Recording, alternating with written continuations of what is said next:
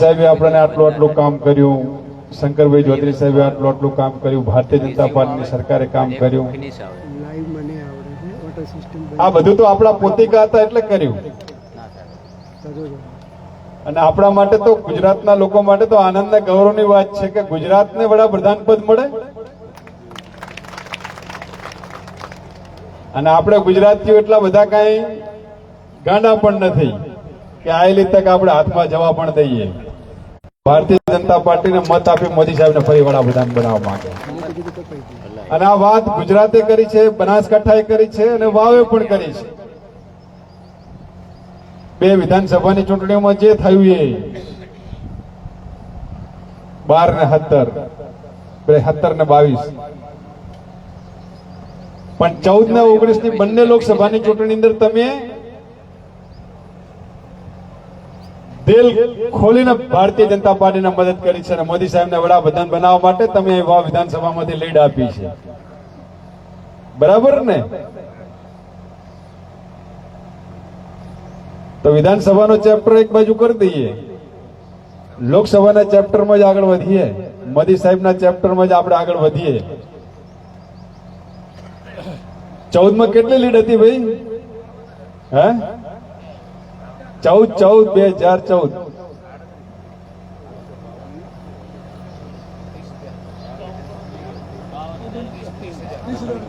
હા 14 માં 30,000 ની હતી, 19 માં તમારી 52,000 ની. એટલે 14 માં લીડ હતી એના કરતા તમે ડબલ આપ્યું, 19 માં થયું ને એવું ભાઈ? હા હા એટલે તમે બધા મહેનત કરો તો અત્યારે પ્રકારની સ્થિતિ એ છે જ. વાતાવરણ એટલું બધું ખૂબ સારું છે કે તમે જેટલી મહેનત કરો, અને પેલા દેશી ભાષામાં વેપારની ભાષામાં વાત કરીએ ને કે જેટલો વકરો એટલો નફો છે. અને કોઈ પણ જાતના ભ્રમમાં ક્યાંય રહેવાની જરૂર નથી ભાઈ કે આ ગામના સમાજ આપણને મત આપશે નહીં આપે.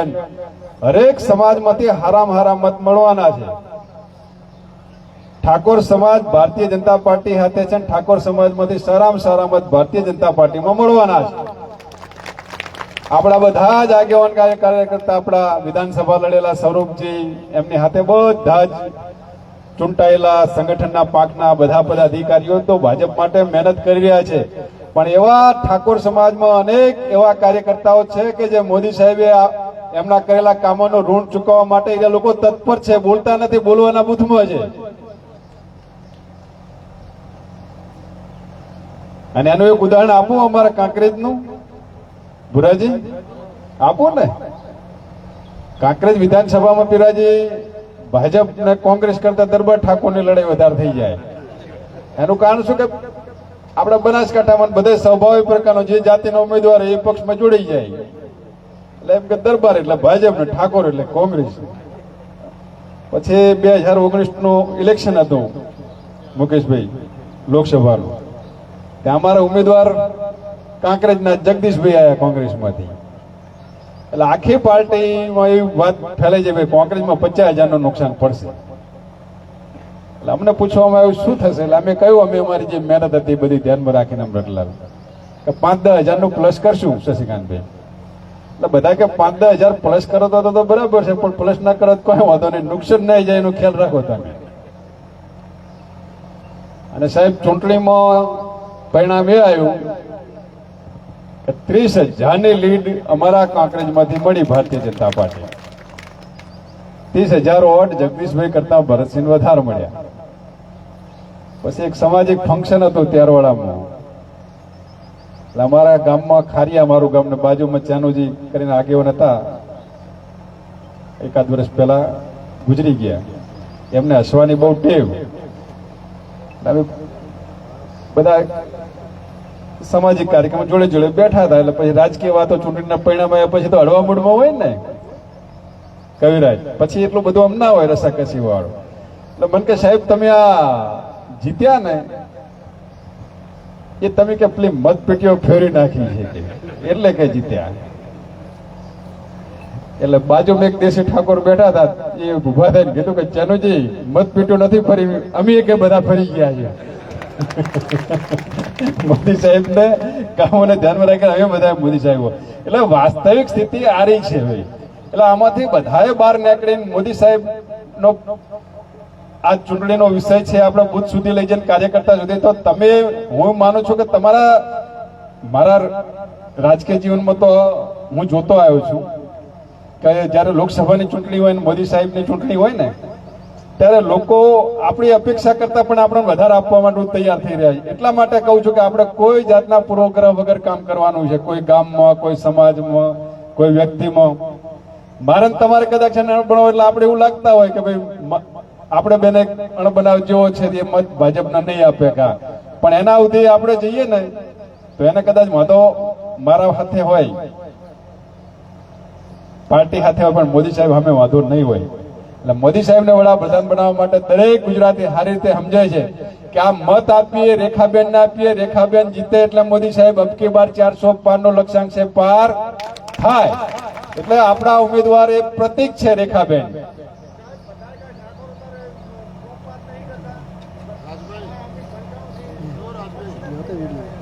વાહ વાહ વાહ, તાળી વગાડો, તાળી વગાડો. ફરીથી બોલો, ફરીથી બોલો, ફરીથી.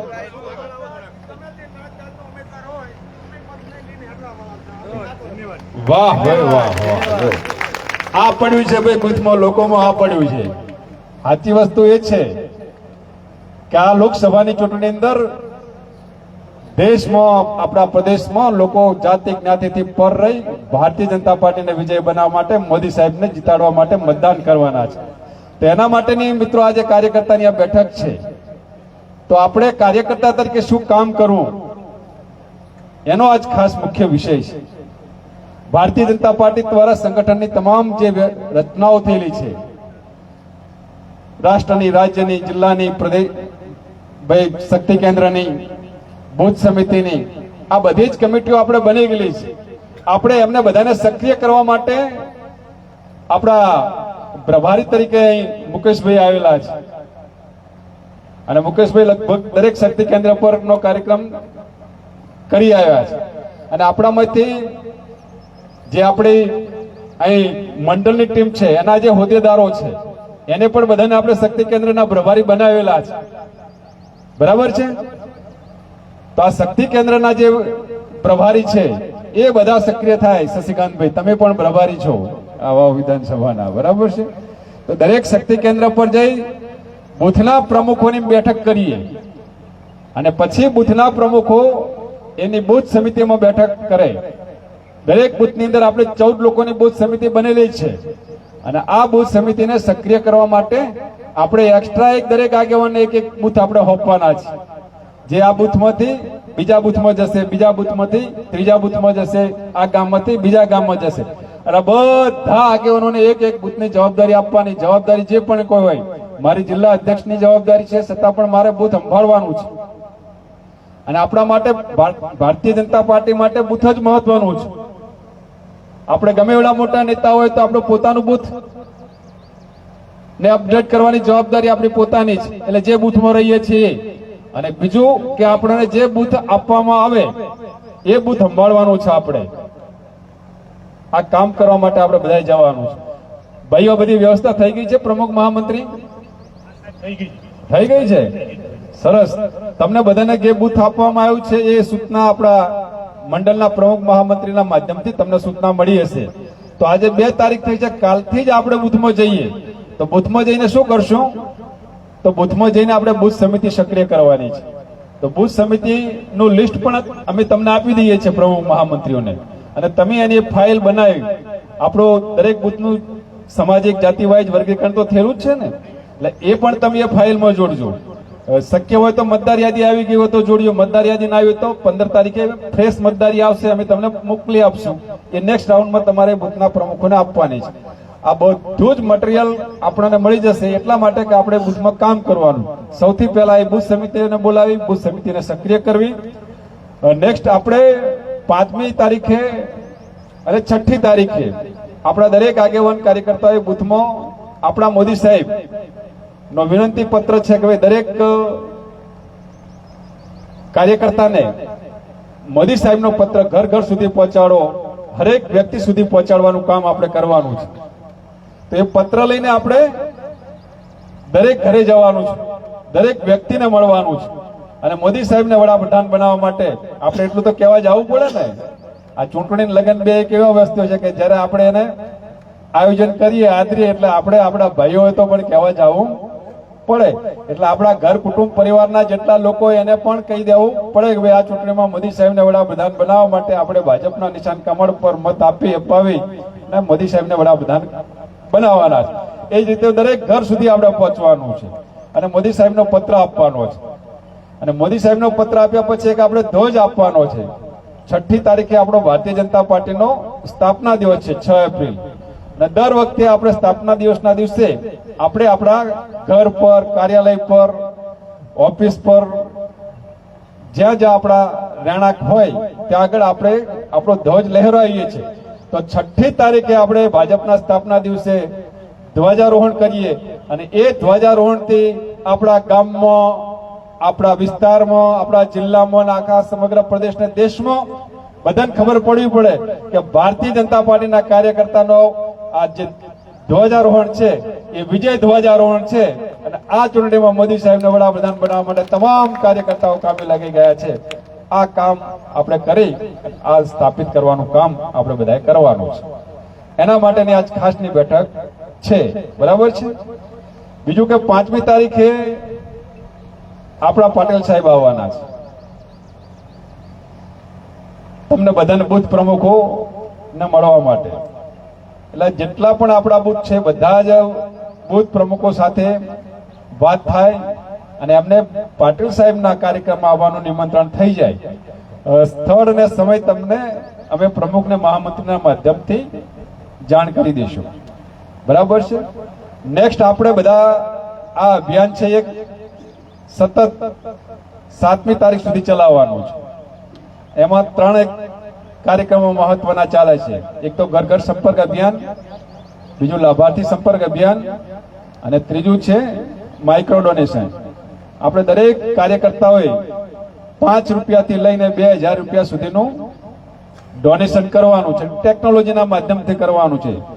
તમે પે ફોનથી કરી શકો છો. તમે જેવું જ માઇક્રો ડોનેશન કરશો એટલે સીધી તમને એની ઇન્ટરનેટ પર તમને સ્લીપ પણ મળી જશે અને તમે તમારા સોશિયલ મીડિયા પર તમે એને ડાઉનલોડ કરીને મૂકી શકો છો. એટલે બધા જ કાર્યકર્તાઓએ એમાં ખાસ કરીને સ્ટેજ પર બેઠેલા આગેવાનોએ બધાએ માઇક્રો ડોનેશન કરાવવાનું ફરજિયાત છે. માઇક્રો ડોનેશન કર્યા પછી એની ડિજિટલ જે સ્લીપ આવશે એ પણ સોશિયલ મીડિયા પર મૂકવાની છે. અને બીજા કાર્યકર્તાઓને માઇક્રો ડોનેશન કરાવવા માટે અપીલ કરવાની છે. દરેક આગેવાને ઓછામાં ઓછા 200 લોકોને માઇક્રો ડોનેશન કરાવવાનું છે. એટલે આપણા નામનો કોડનું આપણે લિંક મૂકીશું તો એ લોકો જેટલા ડોનેશન કરશે આપણા એકાઉન્ટમાં જમા થશે. આ કાર્યક્રમ વર્તમાન સમયના આપણે ચલાવવાના છે. અને મેં કહ્યું પ્રમાણે જે ઘર ઘર સંપર્ક અભિયાન છે અને લાભાર્થી સંપર્ક અભિયાન છે એ ચૂંટણી સુધી જ આપણે ચલાવવાનો છે. હરેક ઘર સુધી પહોંચવાનું છે, હરેક લાભાર્થી સુધી પહોંચવાનું છે. અને એનો ફોટો પાડી આપણે કરેલું કામ આપણી સોશિયલ મીડિયાની સાઇટો જે છે, વોટ્સએપ હોય કે ફેસબુક હોય કે ઇન્સ્ટાગ્રામ હોય કે, અને એમાં ખાસ કરીને સરળ ને નમો એપ્લિકેશન પર ખાસ મૂકવાનું છે.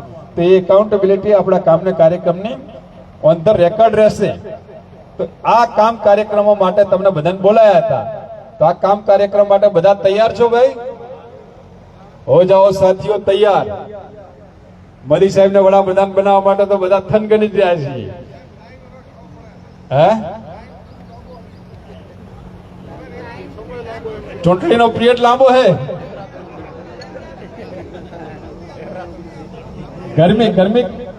ગરમીનો સમય છે, ચૂંટણીનો પિરિયડ પણ લાંબો છે. ચૂંટણીનો સમય લાંબો પડે છે. હા, પણ હવે તો ચૂંટણી પંચના હાથમાં વાત હતી. ચૂંટણી પંચે જે તારીખ આપી આપણે સ્વીકારી લેવાની. બરાબર છે. અને આપણે હવે લાંબો સમય મળ્યો છે તેનો સદુપયોગ કરવાનો. સદુપયોગ શું કરવાનો? આપણે સંપર્ક અભિયાન વધારે કરવાનો, લોક સંપર્ક વધારે કરવાનો. અને જેટલો લોક સંપર્ક વધારે કરીશું એટલું મતદાન વધારે થશે. જેટલું મતદાન વધારે થશે એટલે લીડ વધારે મળશે. તો મિત્રો આ ચૂંટણીમાં આપણી જીત નિશ્ચિત છે. આપણી લડાઈ છે લીડ વધારવાની છે. તો આ સમયનો આપણે સદુપયોગ કરી મોદી સાહેબને વડાપ્રધાન બનાવવા માટે, બનાસકાંઠા લોકસભા સીટ 5 લાખ વોટથી જીતવા માટે વાવ વિધાનસભા ક્ષેત્રની અંદર